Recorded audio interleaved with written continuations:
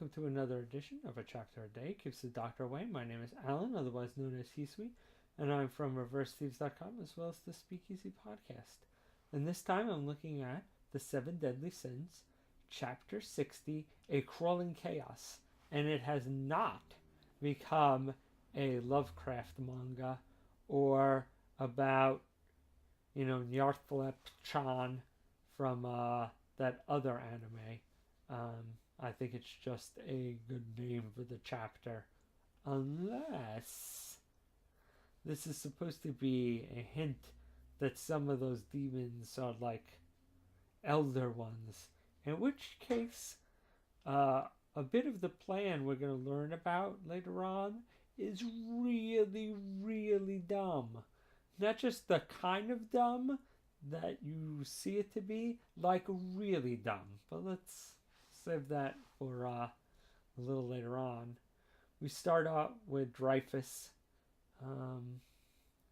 and him talking about, finally coming out of his room after the supposed death of his son,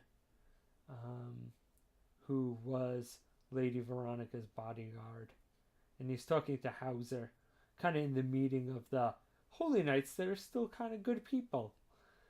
And I'm kind of wondering about his son. We know he was fine when we saw him, and then in the next chapter, Hauser is informed that he's dead. So, the question is, are the sinister parts of the Holy Knight covering up his death and don't want people to know what happened? Or has he dropped off the radar and the Holy Knights think he's dead, but he's just letting them think he's dead and trying to kind of stay out of their sight so he can do his own thing? If there's been any clue to which one that is, I don't know yet, but I think that's an important, if it hasn't, if I'm not just silly and missed which one it is, I think that's an important distinction to make, because if they just think he's dead, he's an important wild card. But if he knows they're out there, if the, basically the corrupt Holy Knights know he's out there, then he's a potential plot hook later on when he gets, basically they go after him for real. But we'll see which it is. They're not going to just kill him off screen. That would be lame sauce. So he is either basically he can be the cavalry at some point or a future plot thread, but we'll see that. But yeah, it's kind of discussion about, the Holy Knights that are still kind of good people,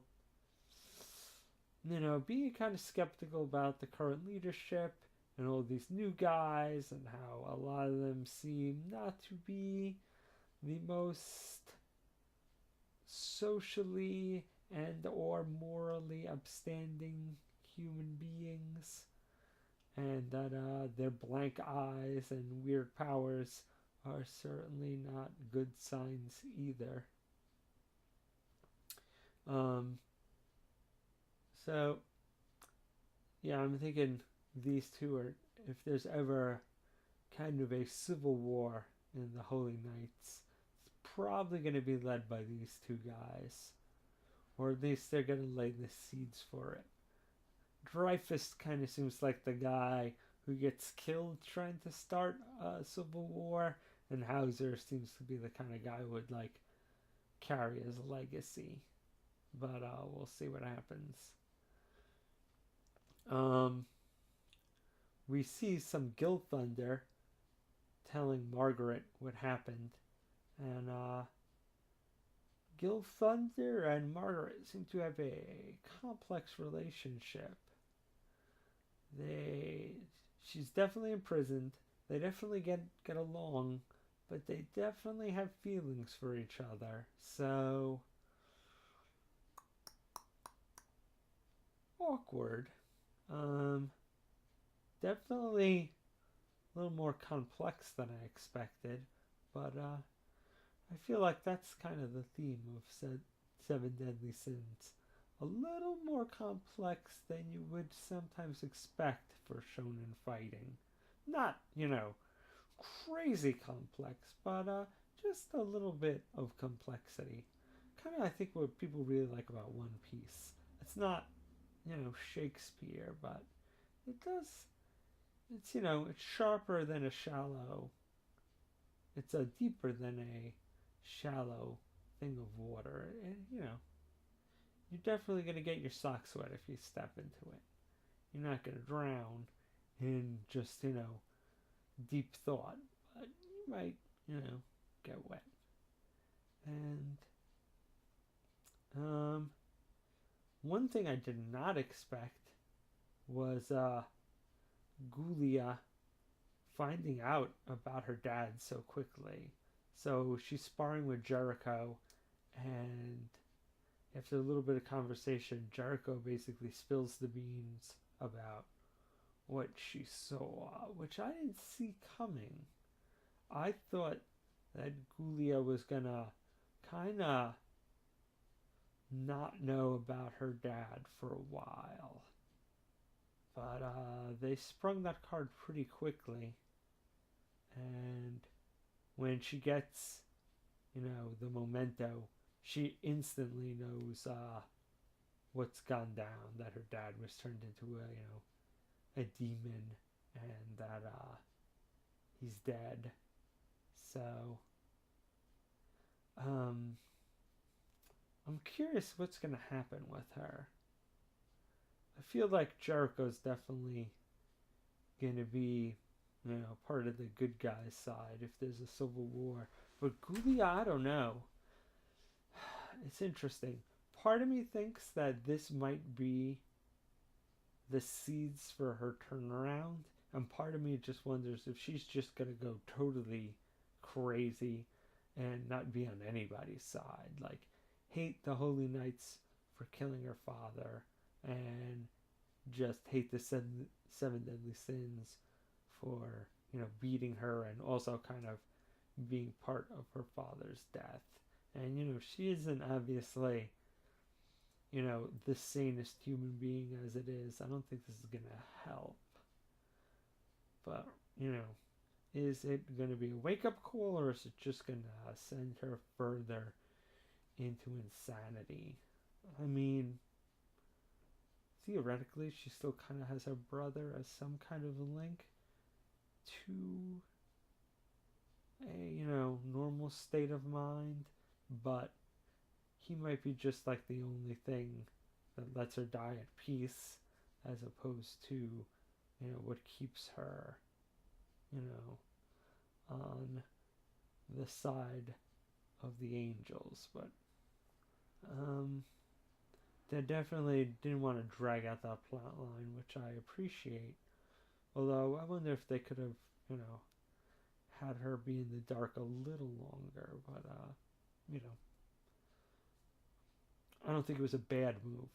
I just wonder if keeping her in the dark would have been a better move. And then we see the two big bad guys of the Holy Knights.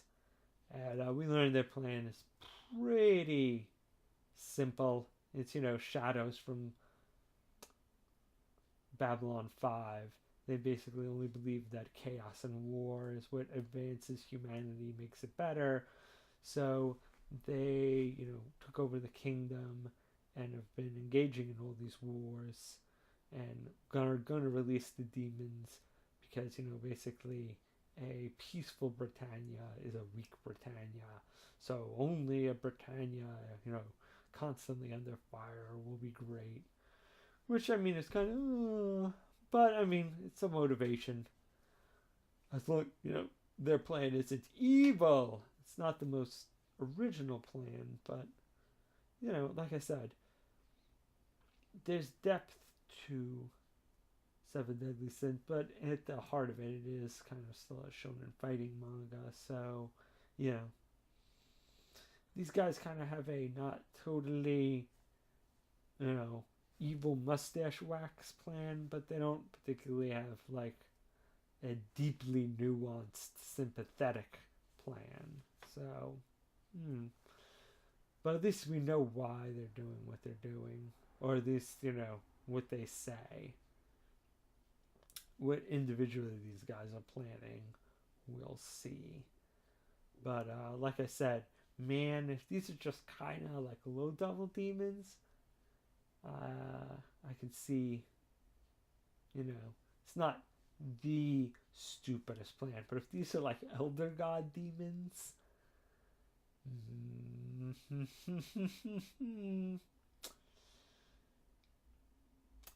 worst plan ever. Like, at least, the plan if they're just like, low level, like first circle demons.